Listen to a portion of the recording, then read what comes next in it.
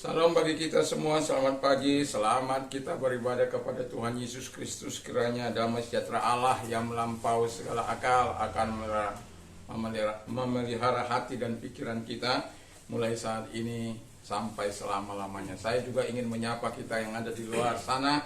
Salam Indonesia! Salam Nusantara dari Sabang sampai Merauke, dari Miangas sampai Pulau Rote. Mantaplah iman kita, mantaplah kasih kita, mantaplah pengharapannya tentunya di dalam Yesus Kristus yang menjadi Tuhan dan Juru Selamat kita dan Juru Selamat dunia. Jangan katakan bahwa Yesus itu bukan Tuhan. Jangan katakan pula bahwa Yesus itu bukan Juru Selamat. Di luar sana ada banyak orang yang mengatakan Yesus itu bukan Tuhan, Yesus itu bukan Juru Selamat, dia hanya utusan. Tapi saya mengatakan bagi kita, Alkitab sudah mengatakan, kalau engkau percaya, engkau dan seisi rumahmu akan diselamatkan. Akulah jalan dan kebenaran dan hidup. Tiada seorang pun sampai kepada Allah kalau tidak melalui aku. Puji nama Tuhan. Pagi ini sebelum kita mendengarkan firman Allah, kita membuka Alkitab kita dulu. Di dalam, tadi sudah didoakan. Di dalam Lukas 15. Saya akan bawa 2 kali berseri, tapi saya akan langsung ke pasal 15 ayat 25 sampai dengan 32. Saya tidak berbicara soal si bungsu terlebih dahulu, karena banyak kali si sulung ini nggak pernah diingat, ya. Apakah yang selamat itu si bungsu atau si sulung, ya. Tapi kalau menurut cerita ini kita akan lihat bagaimana. Kalau sudah ketemu, saya akan bacakan bagi kita semuanya. Demikian bunyi firman Allah. Tetapi anak yang sulung berada di ladang, dan ketika ia pulang dan ia dekat ke rumahnya, ia mendengar bunyi seruling dan nyanyian tari-tarian. Lalu ia memanggil salah seorang hamba dan bertanya kepadanya, apa arti semuanya itu? Jawab hamba itu, adikmu telah kembali dan ayahmu telah menyembelih anak lembu tambun karena ia mendapatkannya kembali dengan sehat. Maka marahlah anak sulung itu dan ia tidak mau masuk. Lalu ayahnya keluar dan berbicara dengan dia. Tetapi ia menjawab ayahnya, katanya, telah bertahun-tahun aku melayani Bapa dan belum pernah aku melanggar perintah Bapa. Tetapi kepadaku belum pernah Bapa memberikan seekor anak kambing. Ya, anaknya diberikan anak sapi yang tambun, dia nggak dikasih 1 ekor pun. Ya, berapa kali lipat ini. Saya lanjutkan dulu. Tidak pernah Bapa memberikan seekor anak kambing untuk bersuka cita dengan sahabat-sahabatku. 30. Tetapi baru saja datang anak Bapa yang telah memboroskan harta kekayaan Bapa bersama dengan pelacur-pelacur. Maka Bapa menyembelih anak lembu tambun itu untuk dia.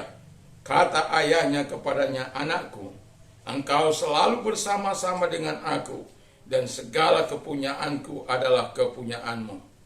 Kemudian kita patut bersuka cita dan bergembira karena adikmu telah mati dan menjadi hidup kembali. Ia telah hilang dan hidup kembali.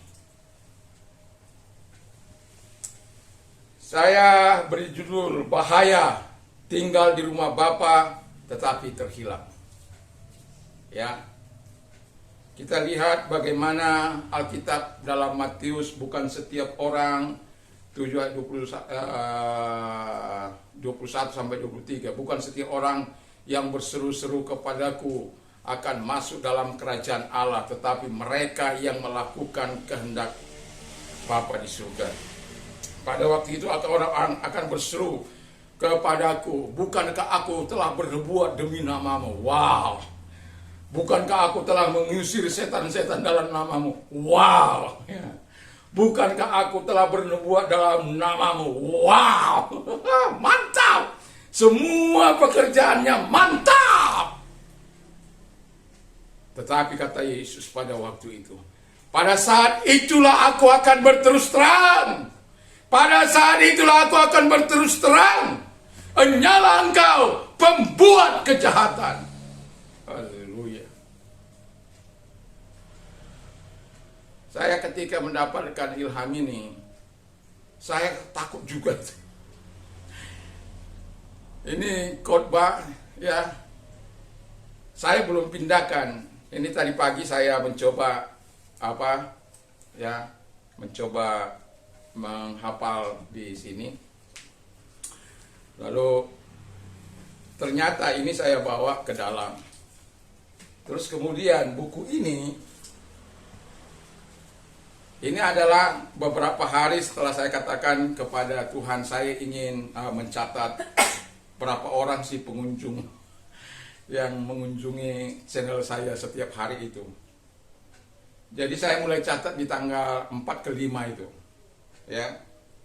Jadi ada yang 267, ada yang 179, ada yang 291, dan ini ada yang 200 sampai dari ini kan tanggal 8. Ini sudah 200 lebih. Jadi kenapa saya mau Saya ingin berbicara berdasarkan data. Walaupun saya katakan pada Tuhan, seberapapun orang yang mendengarkan, doa dan harapan saya dari tiap pagi kami mendoakan, mendoakan orang-orang yang mendengarkan firman Allah itu dengan harapan, sebagaimana tujuan awal saya, bagaimana supaya orang-orang tetap kuat iman mereka, tetap kuat kehidupan mereka, tetap bersama dengan Tuhan, dan tetap melakukan apa yang dikehendaki oleh Tuhan. Tidak lebih, tidak kurang. Dan itu sebabnya saya mau katakan setiap kali pagi saya sudah mulai lihat, karena kadang-kala bisa dua kali pemberitahuan, pagi sama malam. Jadi saya merasakan bahwa ketika saya mulai mencatatnya, saya katakan ya biarlah Tuhan yang memberkati mereka. Dan saya juga melihat itu ada hampir dalam beberapa setelah saya catat itu setiap harinya masih ada orang yang mensubscribe ya, dan puji Tuhan. Dan saya mau katakan kepada kita, Tuhan telah berkata kepada kita, kepada anak sulungnya, bahwa kepunyaanku adalah kepunyaanmu. Sadarkah kita bahwa kita ini adalah milik Bapa? Kita bersama-sama dengan Bapa. Tapi apakah pikiran kita, pola tindak kita, pola bicara kita seperti yang terjadi dalam kehidupan anak sulung? Jadi bahaya tinggal di rumah Bapa tetapi terhilang. Saya berharap jangan sampai kita terhilang. Sudah tinggal di rumah Bapa itu kan menyedihkan. Paulus juga pernah khawatir akan dirinya. Jangan-jangan aku memberitakan firman itu, aku sendiri ditolak. Mengapa setiap pembicara atau setiap pengkhotbah atau setiap orang perlu mengintrospeksi dirinya supaya terus tetap tinggal di dalam kasih Tuhan, tetap tinggal melakukan apa yang dikehendaki oleh Tuhan di dalam kehidupan ini. Bahaya tinggal di rumah Bapa tetapi terhilang. Mari kita lihat sejenak. Anak sulung, ya si anak sulung ini anak paling besar ya. Harusnya menjadi berkat. Di orang Batak anak sulung itu sangat luar biasa lah kedudukannya. Jadi kalau istilahnya anak sulung kematian berapapun anaknya itu, ya istilahnya anak bapaknya, berapapun adik-adiknya. Kalau orang Batak bilang kalau bapaknya meninggal dunia, bukan adik-adiknya meninggal dunia, tapi dia, si anak sulung. Karena dia akan menjadi bapak bagi adik-adiknya. Nah, si anak sulung ini tidak menyadari. Yang pertama, mengapa? Dia merasa tidak dicintai oleh bapaknya. Apakah kita merasa tidak dicintai oleh bapak? Itu hanya kita yang bisa menjawab. Kadangkala orang katanya terluka batin oleh karena kerasnya ayah atau kerasnya ibu, orang terluka batin. Tetapi saya mau katakan, setelah saya melihat keadaan saya sewaktu saya masih dalam gelap, setelah saya dalam terang, itu sangat berbeda. Karena dulu saya tidak merasa saya dicintai oleh ayah saya, atau bapak saya, atau ibu saya. Saya juga orang yang terluka. Saya merasa tidak dicintai sebenarnya. Bayangkan pagi-pagi jam 4 sudah harus masak makanan pagi, ya sore ini. Lalu kemudian jam kasih makan, lalu kemudian harus berangkat ke sekolah jam 7. Berangkat ke sekolah ke kota Pematang Siantar. Itu jaraknya hampir 35 km. Dan seringkali terlambat. Dan harus melompat pagar. Pulang nanti jam 3 harus cari kayu, cari lompong. Merasa hidup itu nggak ada apa-apanya. Nanti jam 11 sampai jam 12, jam 1 baru selesai. Tidur, pagi-pagi sudah bangun. Tapi saya bersyukur sebab apa? Dengan kebiasaan itu sampai terbawa-bawa sampai sekarang. Jadi tidurnya kalau nggak capek itu, kalau nggak capek nggak tidur. Dan bagunya jam 4. Dan itu saya bersyukur karena apa? Sebab Tuhan telah melatih saya daripada masa mudanya. Ya, yang mau saya katakan, pada waktu itu saya tidak merasa dicintai oleh orang tua saya. Tetapi setelah saya mengenal Bapa di surga dengan baik, ternyata betapa sekalipun dengan cara yang demikian, ternyata orang tua saya itu telah menunjukkan kasihnya yang begitu luar biasa. Supaya saya tidak menjadi cengeng. Supaya saya tidak menjadi lemah, orang yang lemah. Tapi menjadi orang yang kuat.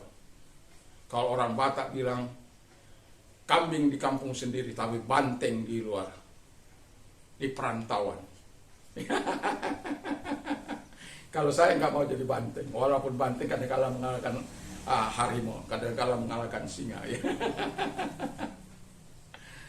Tapi saya sering mengatakan, saya anak singa. Ya. Kenapa saya mengatakan anak singa? Saya punya bapak itu singa dari Yehuda. Itu sebabnya saya katakan, saya bukan anak banteng, tapi saya anak singa dari Yehuda. Itu bapak saya. Jadi kalau Anda merasa tidak disayang, tidak dicinta oleh bapak, ingatlah, itu hanya perasaan. Tapi jangan pikir mudah untuk menghapuskan itu. Jangan pikir orang yang terluka akan mudah dihapus. Tidak.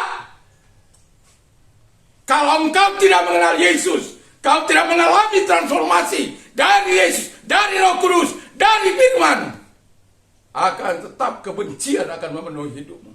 Karena engkau tidak merasa dikasihi. Padahal anak sulung ini tinggal di rumah bapaknya. Bapaknya sudah bilang jelas, kau selalu bersama-sama dengan aku. Selalu bersama-sama dengan aku. Murid-murid bersama-sama dengan Yesus. Selalu bersama dengan Yesus. Tetapi salah seorang murid justru mengalami pembekuan, freeze, membeku di dalam perapian. Nggak ada es membeku dalam perapian. Tapi jiwa dari si Yudas Iskariot membeku dalam perapian. Ada di sekitar api. Murid-murid ada di sekitar api. Api ilahi, api surgawi. Tapi apa yang terjadi? Mereka menyangkal Yesus. Mereka lari dari Yesus. Ada di sekitar Bapa. Ada tinggal di rumah Bapa. tapi tidak merasakan sepenuhnya hubungan yang akrab dengan Bapa. Anak sulung tidak merasakan pembaharuan dalam hidupnya. Kami ada mesbah doa. Kami tiap hari memperkatakan firman Allah. Pagi ataupun malam, kami memperkatakan firman Allah. Kalaupun capek, ya baru berhenti sejenak. Seperti tadi malam, saya pulang dari pelayanan di Lombok sana untuk mengajar orang dalam bahasa Inggris. Jauh di Kidang sana.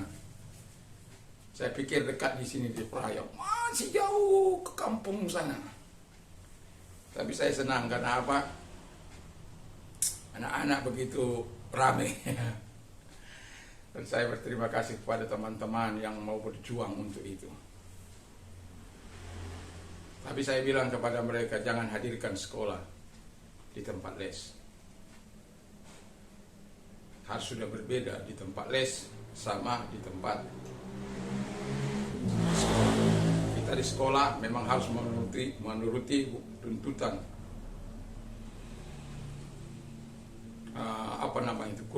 kurikulum. Tapi di tempat les kita bukan menambah, bukan kasih PR lagi sama mereka. Saya nggak pernah kasih PR sama anak-anak saya itu, nggak pernah, sekalipun nggak pernah.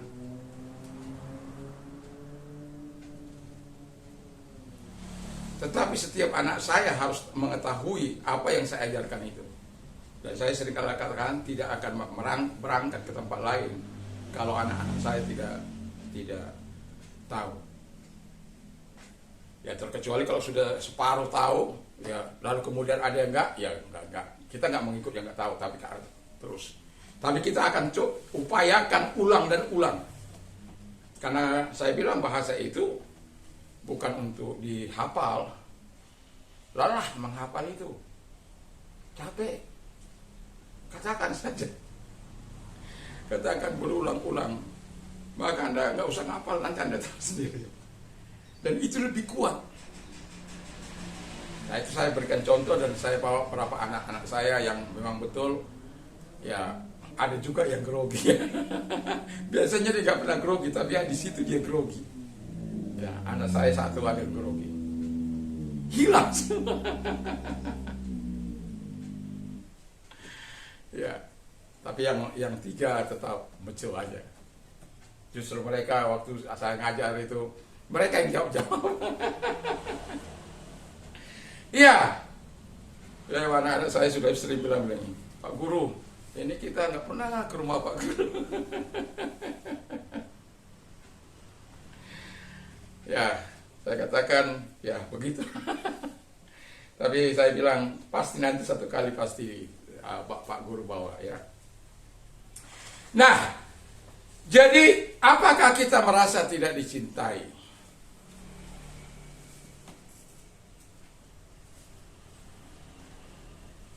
Ingat, Bapa sangat mencintai. Apa yang Bapa punya, kau punya. Kalau kita selalu bersama-sama dengan Bapa, tapi kita tidak merasakan hubungan, ini yang berbahaya. Kenapa? Dikatakan oleh Alkitab dengan jelas apa yang kita baca tadi, bahwa ini luar biasa ini anak.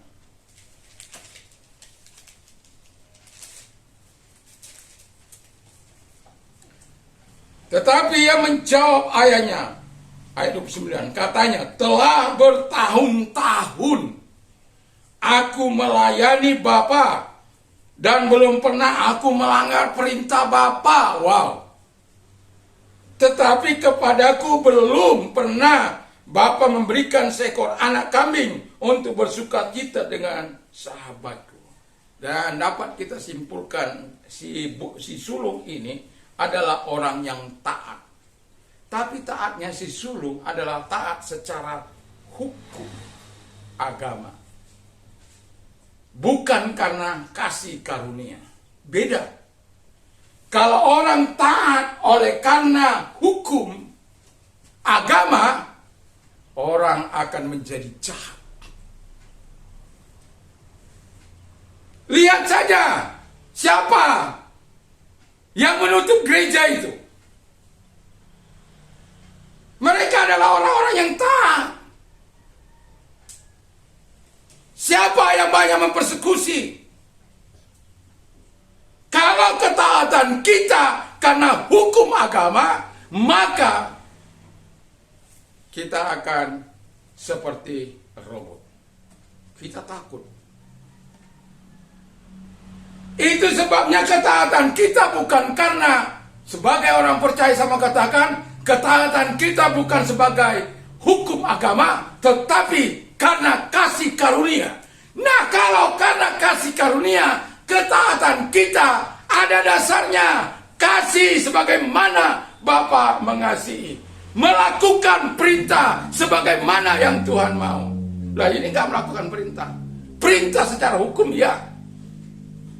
Sama seperti Paulus ketika dia terikat ketaatan roh agamawi. Apa yang dilakukannya? Pembunuhan. Mengejar-ngejar umat Allah. Dengan harapan dia bisa mengarahkan kembali kepada sekte mereka. Kepada agama mereka. Dia kejar sekte Tuhan. Dia dapat mandat membunuh tanpa dihukum, menyakiti tanpa dihukum. Apapun yang dilakukannya tak pernah disentuh oleh hukum.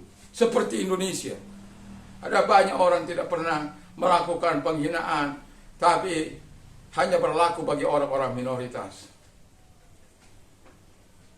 Saya mau katakan, berlakulah para aparat bertindak dengan baik dan benar. Hukum perlakukan equal before the law. Sama hak hukumnya, jangan beda-bedakan. Orang bebas menghina agama orang. Nah, lalu dibalas penghinaan. Makanya saya tidak mau masuk arena itu. Ya sampaikan aja firman Allah. Ya apologet nggak mungkin dia nggak nyampaikan itu. Berapa apologet kita hanya karena membela, hanya menyatakan kebenaran apa yang tertulis, tapi ditangkap. Sebut saja itu, siapa itu yang paling lama itu dihukum itu? Si KC itu. Orang menghina agama orang hanya dapat 5 bulan. KC berapa tahun? Pertama kali saya dengar 10 tahun. Gak tahu hukum selanjutnya. Sudah malas saya mengikuti. Tapi dia sampai saat ini masih di penjara. Itulah hukum. Itu sebabnya ketaatan kita tidak boleh karena hukum agama. Kita menjadi fanatik yang tidak benar. Boleh fanatik. Tapi jangan persangkutan semua kepada orang. Fanatik sama kamu sendiri. Ini mungkin agak keras saya, tapi saya mau katakan bagaimana anak sulung ini bersama dengan bapaknya, dia taat. Katakan firman Allah, bertahun-tahun. Bukankah bertahun-tahun orang taat? Tapi kalau ada sentilan sedikit saja, huru hara bisa terjadi. Dianggap penistaan, dianggap penghinaan. Sedangkan menerangkan saja tentang anak siapa, karena ada yang bertanya anak Abraham itu berapa. Saya ya, sampai ada 3.000 orang itu. Nggak pernah mau saya, ada berapa kali saja saya jawab. Tapi ada di tempat saya itu mereka sendiri yang ada juga yang menjawab, ada yang membela, terserah. Yang penting saya sudah sampaikan kebenaran itu saja. Saya sudah sampaikan firman Allah. Dan ada lagi orang bilang, apa masa masih menerangkan begitu aja, masih baca firman Allah.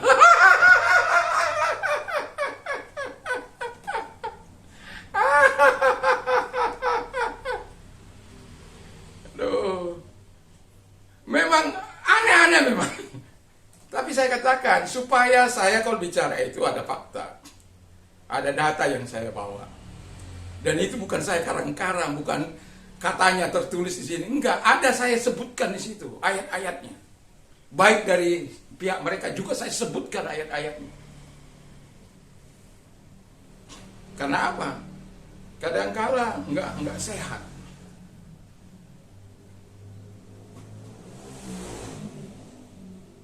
Masalah lalu lagi. Wah, udahlah. Tapi saya mau katakan kepada kita apapun itu, kalau Tuhan kerahkan Anda harus menyatakan ya di atas ya, tidak di atas tidak, tetaplah berada dalam jalurnya. Katakan apa yang ya, apa yang tidak, tetaplah. Dan anak ini taat bertahun-tahun. Dan saya senang sekali. Dan saya berharap anak saya seperti itu. Kenapa bilang? Nggak pernah membantah. Nggak pernah menyakiti bapak mamanya. Tenang. Itu berdasarkan hukum agama. Bukan karena hukum kasih karunia. Itu berdasarkan hukum agama. Dia bisa melakukan begitu rupa. Apalagi kita yang berdasarkan hukum kasih karunia. Punya Roh Kudus, punya Yesus, punya Bapa, punya firman.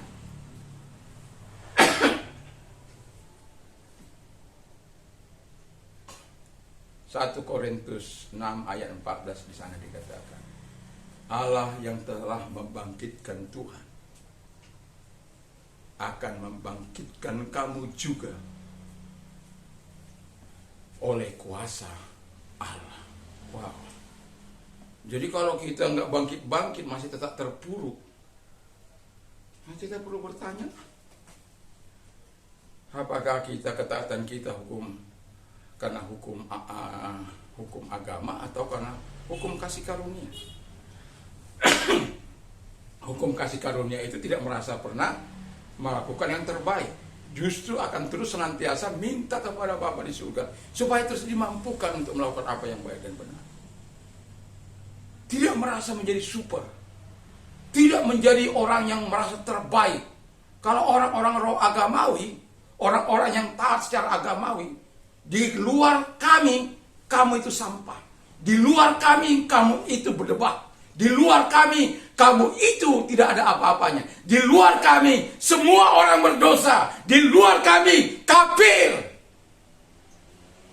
Bukankah itu yang sedang kita temukan? Alkitab kita mengajar kita, kalau kita katakan kafir kepada orang lain, kita harus mendapatkan sanksi. Tapi orang di luar sana enak aja bilang kafir, kafir, kafir.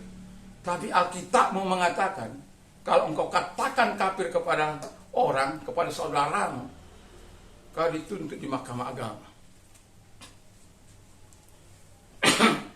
Sadis kan? Karena kita hidup dalam kasih karunia, nggak boleh kafir-kafirkan orang. Biarpun berdosa, Allah katakan ingatkan mereka. Nggak boleh seenak-enaknya kita.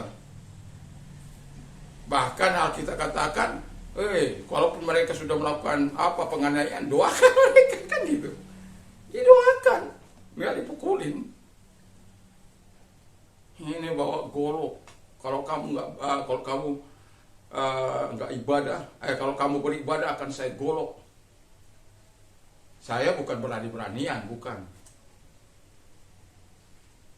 Tapi saya sudah menghadapi itu.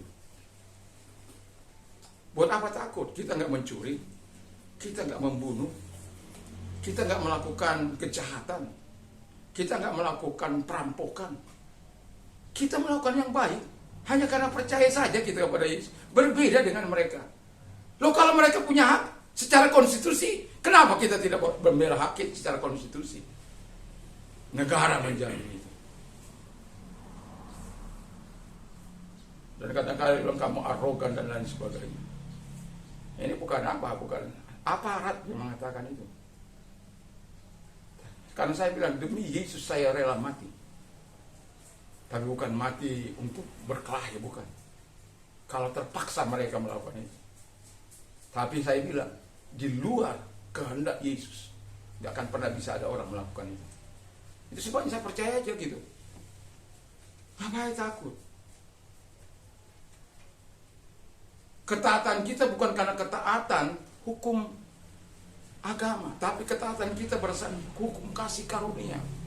Lihat si Sadrak Mesak Abednego yang taat bukan karena taat hukum agama.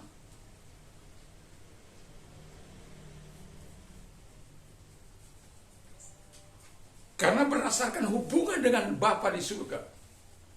Walaupun dalam perjanjian lama nggak pernah disebut begitu. Tapi mereka punya hubungan dengan Bapa, dengan Allah itu. Sehingga ketika mereka dipaksa, terpaksa mereka menolak. Karena dipaksa, ya terpaksa mereka menolak. Karena tidak sesuai dengan kebenaran firman Allah. Masa kita dilarang ibadah, mau kita biarkan begitu? Ya, saya bilang kalau saya dilarang, saya nggak keberatan kok soal tempat. Tapi saya minta, berikan saya tempat. Berikan saya tempat, itu saja cukup. Dimanapun di bawah kolong langit ini perlu orang beribadah, itu perlu tempat. Nah, saya suka itu istilah. Saya seringkali kalau jumpa dengan kata-kata ini, saya pasti katakan itu. Kalau repot-repot, kalau memang apa, kasih aja izin, kan sudah, nggak susah-susah. Enak kan? Kalau ada pemimpin seperti itu, ya Gibran sudah melakukan itu. Tidak boleh orang-orang intoleran di bangsa ini, harus toleran. Kalau semua memperlakukan intoleran, kacau negeri ini, kita nggak bisa membangun, nggak bisa kita menuju negara maju. Makanya Dr. Mahathir katakan orang-orang Malaysia itu menjadi bodoh oleh karena pemuka-pemuka agamanya. Bukan saya ngomong, tapi Mahathir. Saya hanya terangkan saja. Karena apa? Cerita tentang surga dan neraka saja. Kita memang cerita surga dan neraka, tetapi sebagai manusia kita perlu melakukan karya di muka bumi ini.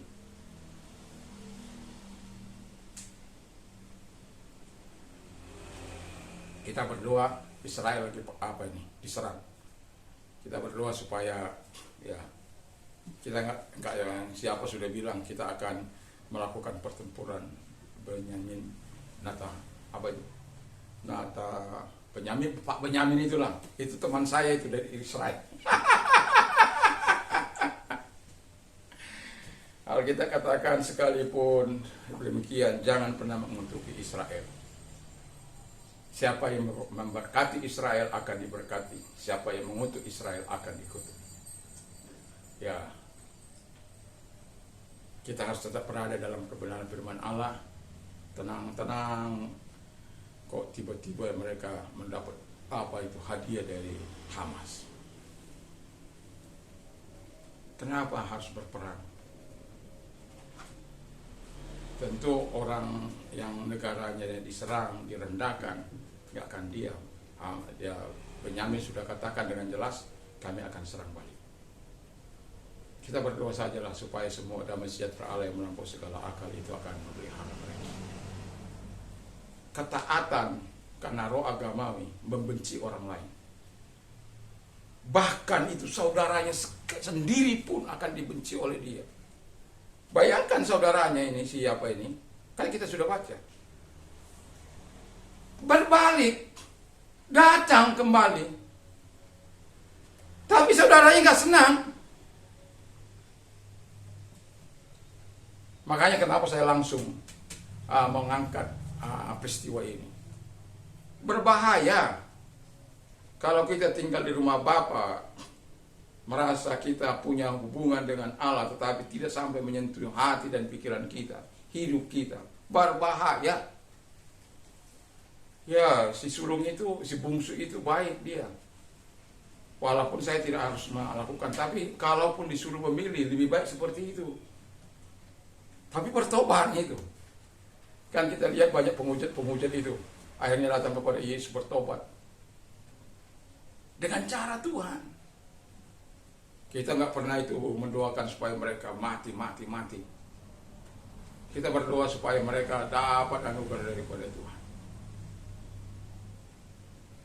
Dan mereka juga yang masuk di kanal saya yang mengatakan yang tidak, ya biarkan saja, nggak perlu sakit hati. Sering saya bilang begini, inilah menandakan kita, inilah menandakan perbedaan kita. Yesus saya tidak pernah mengajar saya untuk melakukan mengata-ngatai orang yang jahat, yang kotor. Nggak pernah Yesus saya itu mengajar yang nggak baik. Nggak pernah Yesus saya mengajar membalas kejahatan dengan kejahatan, caci maki dengan caci maki. Nggak pernah itu. Kalau saya balas kamu, kualitas saya sama seperti kamu. Lebih baik Tuhan Yesus memberkatimu. Ya, buat apa membalas yang jahat dengan yang jahat? Nggak ada gunanya kan. Bahkan Yesus katakan, doakan mereka, berkati mereka. Kalau mereka lapar, beri makan lagi. Kalau mereka nggak punya pakaian, beri mereka pakaian. Nah, itu baru namanya pengajaran yang sehat. Tidak ada pengajaran di dunia sana, di agama apapun, nggak ada. Kamu jahat, saya lebih jahat. Kamu baik, saya lebih baik. Nggak pernah. Yesus katakan, apa saja yang orang lain ingin lakukan kepadamu, lakukan demikian kepada mereka. Artinya, hukum positif ini berada di tangan kita. Kita orang lain mau baik, lakukan yang baik. Kita mau dikasih, kasih yang kita yang terlebih dahulu. Kalau sana kan jangan. Jangan kamu menyakiti supaya kamu jangan disakiti. Kalau Yesus katakan, apa yang kamu ingin lakukan? Mau diberkati, berkati orang lain. Mau dilakukan yang baik, lakukan yang baik. Sedangkan seperti itu saja, masih kadang-kala kita menerima hal-hal yang nggak baik. Jadi, yang mau saya katakan, biarlah ketaatan kita itu karena kasih karunia. Yang ketiga, merasa paling benar dan suci. Ya. Jadi, orang-orang yang hidup dalam roh agamawi itu merasa paling benar dan paling suci. Saya ingat ini dalam pasal 18 ayat 9 sampai dengan 14 dari Lukas juga, bagaimana dua orang yang datang kepada Allah dengan motif yang berbeda. Yang satu saya sudah pernah bahas di channel saya, yang satu dengan motif yang menyombongkan diri di hadapan Allah. Nggak perlu kita sombong di hadapan Allah, nggak perlu. Nggak usah pamer di hadapan Allah, nggak ada artinya. Orang Farisi bilang, oh saya membayar perpuluhan saya berpuasa 2 kali seminggu, saya melakukan ini dan itu. Semua lah ditunjukkannya. Nggak perlu. Tuhan melihat dari tempat yang maha tinggi. Tapi apa yang dikatakan Tuhan kepada orang seperti ini? Dia pulang tidak dibenarkan. Sementara pemungutan orang yang disingkirkan, orang yang terasing dari orang Yahudi, orang pendosa, tapi justru dia datang dengan segala motif yang baik dan benar. Dan Alkitab katakan dia tidak sanggup menengadah ke langit, sadari keberdosaannya di hadapan Allah. Dia sadari keberadaannya di hadapan Allah yang kotor, najis, tidak berkenan, senantiasa melawan, melakukan pemerasan. Dia sadar sebagai orang berdosa, tapi dia tahu Allahnya adalah Allah yang belas kasihan. Dia tidak merasa paling baik, dia tidak merasa paling suci. Dia adalah orang yang perlu diampuni, dan Allah melakukan itu. Jadi jangan pernah merasa paling suci. Walaupun kita pakaian putih, pakaian tidak menunjukkan tentang kesucian kita. Dari dalam ini ia menentukan. Dan kesucian kita hanya sebagai kain lara, kata firman Allah. Yang bisa melakukan itu, yang bisa membasuh itu, hanya Yesus, darah anak domba, sekali untuk selama-lamanya. Lihat saja kita ketika baru menerima Yesus. Ketika kita sudah disentuh oleh Yesus, apa yang pengakuan kita pertama? I am a sinner. Saya ternyata seorang berdosa. Tapi sebelumnya, mampukah kita berkata, saya seorang berdosa? Nah, tidak ada banyak orang yang bisa mengatakan saya adalah berdosa, orang berdosa, ketika dia belum disentuh oleh Yesus. Lihat di tengah-tengah masyarakat kita, lihat di sekitar kita, lihat di lingkungan kita. Sudah melakukan yang jahat saja tidak berani mengaku dia orang berdosa. Si sulung ini merasa lebih baik dari adiknya, merasa lebih super, merasa lebih suci, merasa lebih layak karena dia bersama-sama dengan bapaknya. Dan dia tidak pernah menyakiti bapaknya. Tapi dia tidak merasakan sesungguhnya hubungan itu. Sehingga ketika adiknya yang bertobat itu pulang, justru dia marah terhadap bapaknya.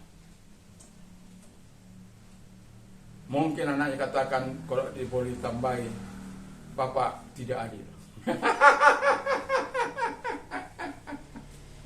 Kenapa yang lain boleh, saya gak boleh? Bapak tidak adil. Itulah yang kita akan rasakan.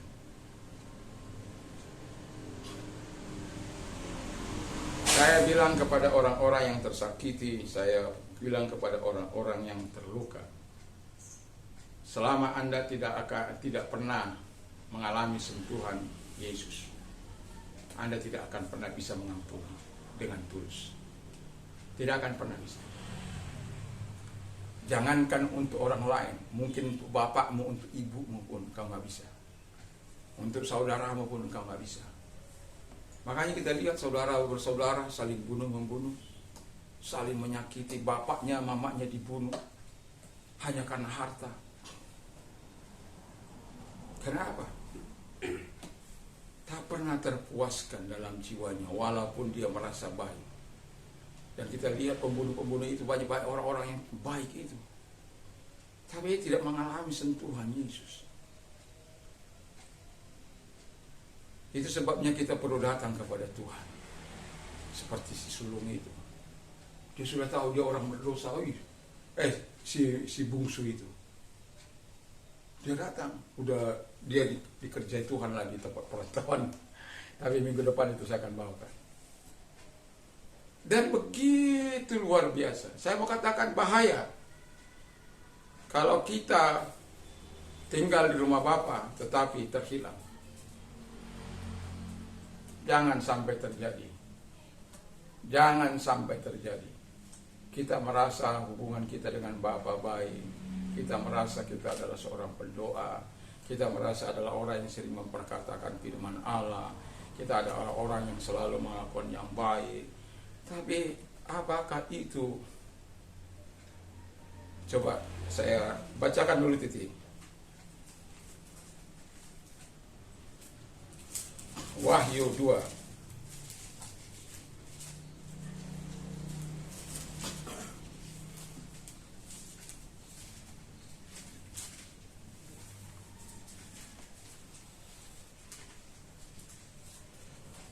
Wahyu 2 ayat 4.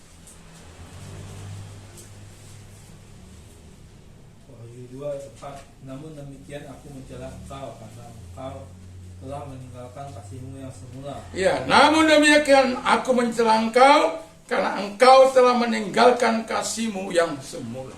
Wow. Tadi pagi saya dalam renungan keluarga saya membawakan tentang Pengkhotbah 12 ayat 11 dan 12. Di cerita itu dikatakan bahwa inilah segala kesimpulan itu, supaya apa? Kita takut akan Tuhan dan berpegang pada firman Allah. Jadi kita takut akan Tuhan, berpegang pada firman Allah. Lalu kemudian karena inilah kewajiban setiap orang. Karena setiap orang akan dibawa ke pengadilan ilahi. Baik dia yang melakukan di tempat-tempat tersembunyi yang tidak dilihat oleh istrinya, oleh anaknya, oleh keluarganya, oleh teman-temannya. Jadi melakukan di tempat-tempat yang tersembunyi. Hanya dia dan orang yang melakukan itu yang tahu sama Tuhan. Tapi Alkitab katakan, di tempat tersembunyi sekalipun, yang kau lakukan yang baik ataupun yang jahat, akan dibawa ke pengadilan Allah. Jadi jangan pikir, oh aku nyaman, gak ada yang lihat, aku bisa memberikan lebih banyak lagi. Kalau dosaku lebih besar, maka aku bawa persembahanku kepada Tuhan lebih besar. Kalau dosaku kecil, maka persembahan. Karena dia nggak bisa menyuap Tuhan, Tuhan nggak tahu. Nah, kenapa? Lalu saya terangkan di situ. Ada 7 hal kesia-siaan dalam Alkitab ini. Dalam pengkhotbah itu dia katakan, everything is meaningless. Segala sesuatu adalah sia-sia. Wah, keluarga juga sia-sia. Segala sesuatu. Anak sia-sia. Usaha sia-sia. Apapun sia-sia. Menurut Alkitab itu. Itu orang yang paling kaya, orang yang paling berhikmat, orang yang paling yang paling kaya, orang yang paling banyak, ya, memiliki harta. Jadi kehidupan kita sebagai orang percaya meaningless kalau tidak dengan ayat itu. Takut Tuhan, berpegang pada kebenaran. Yang kedua kata firman Allah, EWP. Yang kedua punya hikmat juga sia-sia. Padahal kita sering meminta hikmat. Baik hikmat dunia maupun hikmat ilahi. Hikmat dunia kita belajar, dan hikmat ilahi ketika kita datang pada Tuhan. Sia-sia kata firman Allah. Apalagi pleasure, kesenangan. Orang pergi sana, plesir sini, melakukan seks bebas sana sini. Setiap negara dia ada, di setiap negara dia menghampiri wanita-wanita. Dia pergi ke Thailand, dia pergi ke Belanda, dia pergi kemana-mana suka-sukanya. Hanya demi kesenangan dirinya, melampiaskan hawa nafsunya. Kata Alkitab sia-sia. Kenapa? Salomo itu 1000 punya istri, 300 istri, 700 gundik. Jadi itu sebabnya dikatakan kesenangan itu sia-sia. Mau seka itu, mau kekayaan kah itu, mau menghamburkan apapun itu. Kata firman Allah sia-sia. F, kebodohan, sia-sia. Wow. Yang memang kebodohan itu yang nggak perlu dipertahankan, tapi itu sia-sia. Bodoh pun kamu sia-sia. Jadi makanya orang pintar pun sia-sia. EWP. Terus D, toil, kerja keras.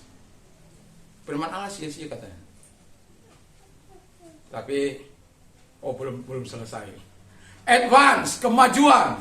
Jadi kalau apa kerja keras Anda itu maju, pendidikan Anda maju, apapun maju, kita kan harus senang. Kata firman Allah sia-sia. Karena kemajuan itu terakhir kita capai kekayaan. Kata firman Allah sia-sia. Tapi jangan mengerti sampai di situ saja. Jadi ada orang yang skeptis. Semua bilang Alkitab katakan sia-sia kok. Buat apa? Kamu maju sia-sia. Kamu kaya sia-sia. Melakukan kesenangan sia-sia. Segala sesuatu sia-sia. Buat apa kalau kita sia-sia? Buat apa? Kalau sia-sia, gak ada arti. Kekayaan sia-sia. Tapi kalau pengertian kita sampai di situ, kita memang akan sia-sia. Tapi kalau semua yang kita miliki, sebagaimana kesimpulan dari semua kehidupan itu dikatakan firman Allah, takut akan Tuhan dan berpegang pada firman-Nya, melakukan firman-Nya, taat terhadap firman-Nya, itu baru tidak menjadi sia-sia. Pengkhotbah itu ditulis di akhir, di masa tuanya. Itu sebabnya dia, Alkitab katakan dia sudah, Salomo itu sudah diasingkan, sudah terpisah hubungannya dengan Allah, karena istri-istrinya mencondongkan hatinya kepada dewa diri. Banyak anak, banyak istri, kesenangan dia suka-sukanya. Itu sebabnya dikatakan sia-sia. Tapi syukurnya, saya berkatakan, syukurnya apa? Dia masih memberikan kesimpulan yang tepat. Karena ketika kita takut akan Tuhan dan berpegang pada perintah Allah, melakukan firman Allah, kata firman Allah itulah kewajiban. Sekalipun nantinya kita akan menghadapi pengadilan, kita melakukan di tempat tersembunyi, yang baik atau yang jahat, apapun itu, kalau kita takut akan Tuhan, diselamatkan oleh Tuhan. Tapi kalau tidak, ya akan menjadi berbeda. Dan yang terakhir, jadi jangan merasa paling benar dan paling suci. Kalau kita ini sering berkatakan, I am a sinner, saya seorang berdosa. Setiap kali saya datang bersama dengan teman, tadi pagi saya menitikkan air mata karena berdoa kepada Tuhan. Saya sadar betapa banyak kali kekurangan saya, betapa banyak kali hal-hal yang tidak menyenangkan hati Tuhan. Saya sadar saya ini orang berdosa.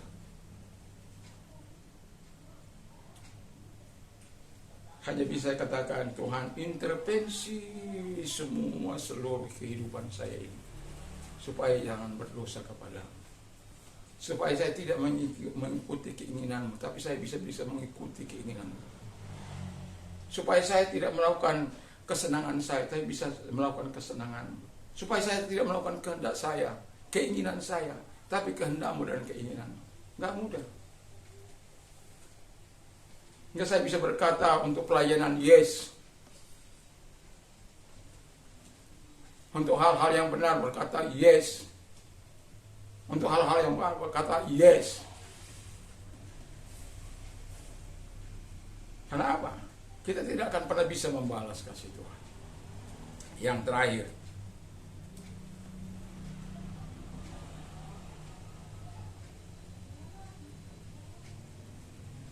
ujungnya, akhirnya, orang yang di rumah Bapa, kalau dia tidak bertobat, akan terhilang. Ini gambaran sebenarnya kepada orang tokoh-tokoh agama yang pada waktu itu, orang-orang Farisi, yang membenci orang-orang yang berdosa, membenci pelacur-pelacur, tapi nggak pernah mau menyelamatkan mereka. Kalau kita kan orang berdosa, ingin rasanya setidaknya kita bisa menjangkaunya dalam doa kita. Enggak kita bilang, Tuhan kutuki dia, bunuh dia Tuhan. Enggak, Tuhan selamatkan dia dari keberdosaannya, selamatkan dia dari kecanduan narkobanya, selamatkan dia dari berbagai masalah yang diperbuatnya. Selamatkan dia.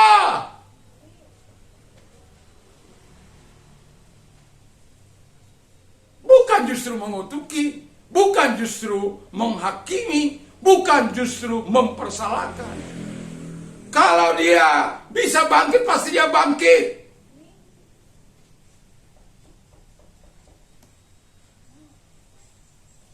Tapi mengapa dia tidak bangkit?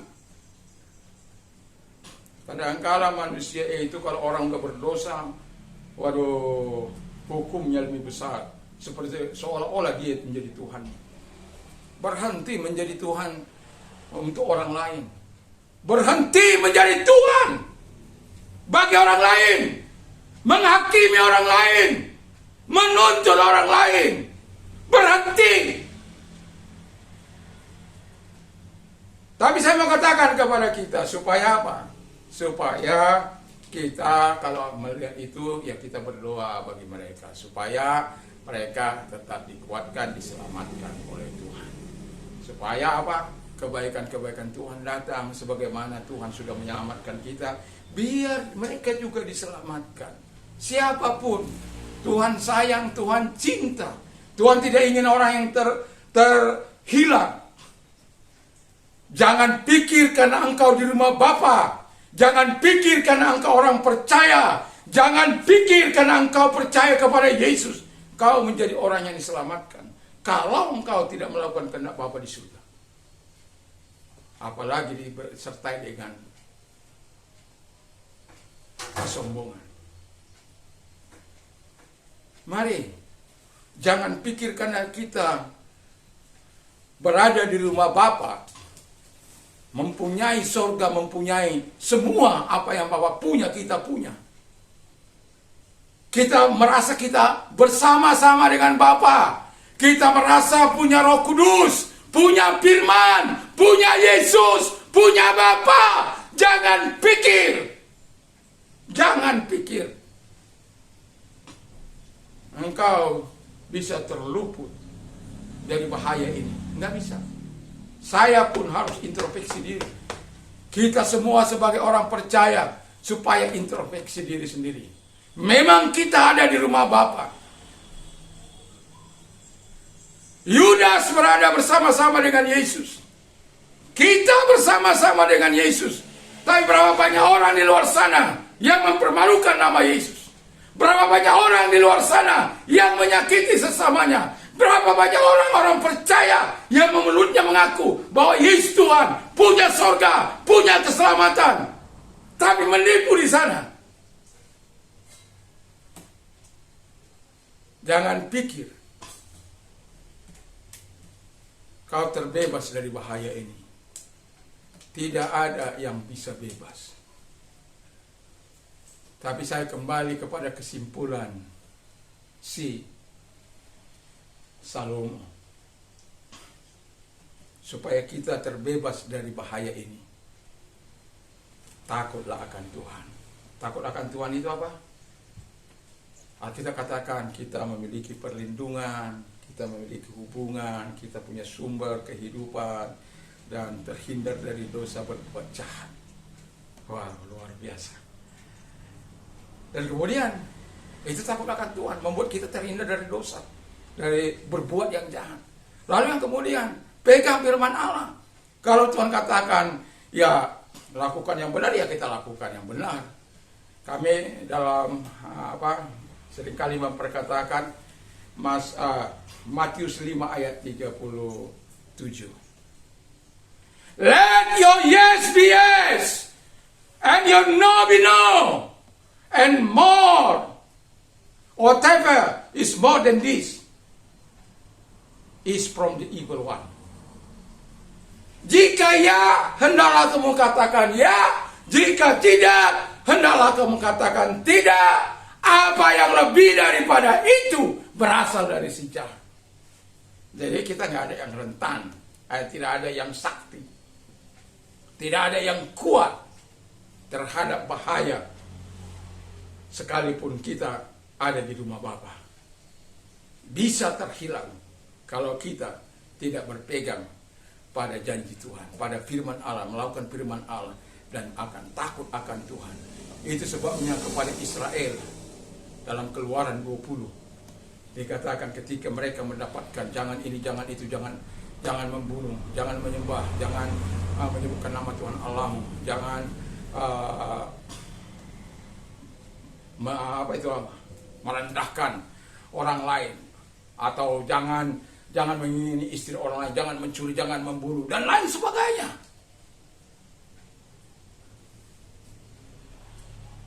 Lalu bagian-bagian akhir dikatakan supaya kita punya takut akan Tuhan. Karena dengan takut akan Tuhan kita terhindar dari berbuat dosa. Maksud kedatangan Tuhan untuk hidup kita, melawati kita senantiasa dalam hidup ini. Itu sebabnya kita perlu terus menyerahkan pada Tuhan. Supaya apa? Memang benar-benar takut akan Tuhan itu diberikan bagi kita. Dan ayat yang terakhir dalam 2 Timotius 1 ayat yang ke-7. For God has not given us the spirit of fear. Karena Tuhan tidak memberikan kita roh takut akan Tuhan. Kan tidak memberikan kita roh takut, but of love, of power, and of love and sound mind. Tapi kekuatan, kasih, dan ketertiban. Saya berharap firman Allah akan mengubah kehidupan kita. Tapi ingatlah bahaya ini. Jangan pernah merasa lebih baik daripada orang lain. Sekalipun memang engkau melakukan itu. Jangan pernah merasa paling. Jangan pernah merasa paling. Jangan pernah merasa paling. Jangan pernah merasa paling dari orang lain. Jangan. Kita harus selalu merendahkan hati di hadapan Tuhan dan di hadapan manusia, di hadapan sesama. Bahwa kita sebenarnya adalah orang-orang berdosa yang membutuhkan Tuhan, membutuhkan juru selamat dalam hidup kita. Supaya apa? Kita terhindar dari apa yang dikatakan oleh firman Allah ini. Sekalipun di rumah Bapa, tapi kita bisa terhilang kalau kita tidak sesuai dengan apa yang dikehendaki oleh Bapa. Anak sulung marah ketika ketika adiknya datang bertobat. Ada banyak orang mungkin seperti itu. Orang-orang datang berbondong-bondong pada Tuhan. Ada orang yang marah. Ya kalau mungkin dari kita nggak mungkin marah, tapi ada orang-orang yang marah dari sana. Ya, tapi saya mengatakan selamat. Ya, kalau Anda percaya kepada Yesus, kalau Anda mendengarkan firman Allah ini, tinggallah di rumah Bapa, tapi dengan catatan lakukan firman Allah dan hiduplah takut akan Tuhan. Mari kita tunduk kepala dan kita berdoa.